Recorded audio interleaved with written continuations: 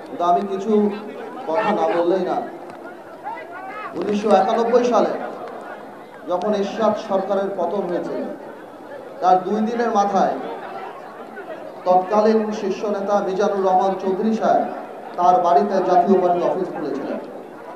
1/11-এর সময় আমরা দেখেছি যখন দেশনেত্রী খালেদা জিয়াকে ধরে নিয়ে যায় এবং আওয়ামী লীগের সভানেত্রীকে ধরে নিয়ে যায়, তখন খন্দকার দেলোয়ার সাহেব সেই ন্যাম ভবনে বিএনপির দায়িত্ব নিয়েছিল, আর জিল্লুর রহমান সাহেব নিয়েছিল আইবি কম্পনি।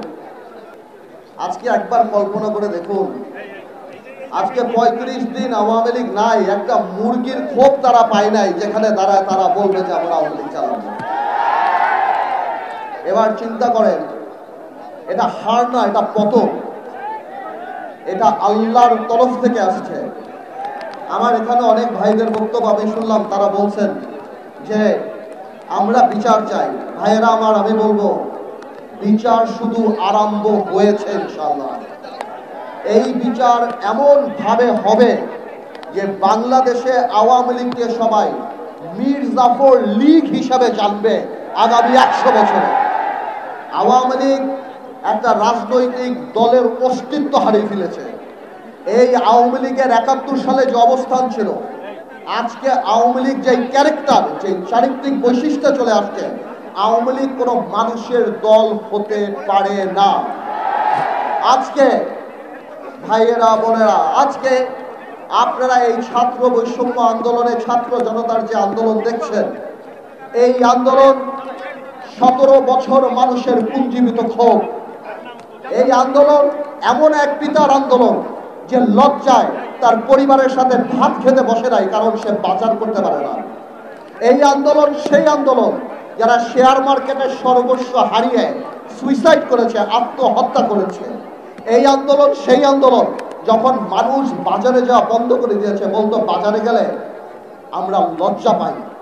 এই আন্দোলন গত 17 বছরে আমরা জেল খেলেছি, আমাদের বিএনপির সতীর্থরা জেল খেলেছে। আজকে খালেদা জিয়ার মতো একটা নেত্রীকে কিভাবে বাড়ি থেকে বের করে এনে অপমান করার জন্য 2 কোটি টাকার জন্য জেল খাটিয়েছে। তারেক রহমানের স্ত্রী, তারেক রহমানের পরিবার সহ সবাইকে এই সরকার, গত সরকার, আওয়ামী দুঃশাসনের সরকার 2টা মাত্র থিওরিতে বিশ্বাস করে। এক হলো শত্রু, এক হলো ষড়যন্ত্র। ওনাদের বিরুদ্ধে কথা বললে আমরা শত্রু, ওনাদের বিরুদ্ধে আলাপ করলে আমরা ষড়যন্ত্র করি। এই 17 বছরে তারা এই কাজ করে করে মানুষের মনের মধ্যে থেকে জায়গা এমনভাবে তাদের চলে গিয়েছে যে তারা তো পুলিশ দিয়ে খালেদা জিয়ার বাড়ি খালি করেছিল। আজকে বাংলাদেশের জনগণ সেই গণভবনকে তাদের কবরের ভবন বানিয়ে দিয়েছে। আমি আর বেশি বলবো না, আমি শুধু এতটুকুই বলবো,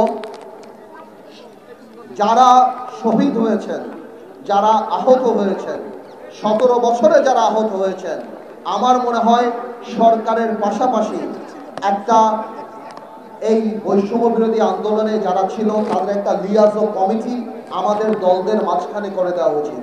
মাঝখানে আমরা অনেককে সাহায্য করতে চাই, কিন্তু আমরা পারি না, আমরা পাই না, আমরা যোগাযোগ ব্যবস্থা স্থাপন করতে পারি না। আমি মনে করব নিবন্ধিত রাজনৈতিক দল বা যারা কিংবা এই স্বৈর শাসনের ফাঁদে পা নিয়ে দালালির খাতায় নাম লিখে নেই, এই গণতান্ত্রিক আন্দোলনে জনগণের সাথে ছিল, আমি অনুরোধ করব, আমি আপনাদেরকে আশ্বাস দিচ্ছি, আমি বলে যাচ্ছি ইনশাল্লাহ, আমরা সবাই মিলে যদি লিয়াজা কমিটি করি, আমরা এই প্রাইভেট সেক্টর থেকে ওনাদের যথেষ্ট যেই ক্ষতি ওনাদের হয়েছে ওইটা তো আমরা পোষণ করতে পারবো না। কিন্তু আমি সবসময় বলি, ইমোশন তো ভালো, তবে পুনর্বাসন ইমোশনের চেয়ে বেশি ভালো। আমি আমার বক্তব্য শেষ করার আগে একটা কথা বলি, এই বিজয় আমাদের সবার বিজয়। আমরা জানি কোনো কারণেই এই শহীদদের আর যারা আত্মত্যাগ করেছে তাদের রক্তের সাথে বেইমানি না করি। সামনের বাংলাদেশে আমরা জানি আল্লাহকে ভয় পাই, ক্ষমতাকে দায়িত্ব হিসেবে দেখি এবং এই রক্তের যথাযথ সম্মান দিতে পারি। আল্লাহ হাফেজ, আপনারা সবাই ভালো থাকুন।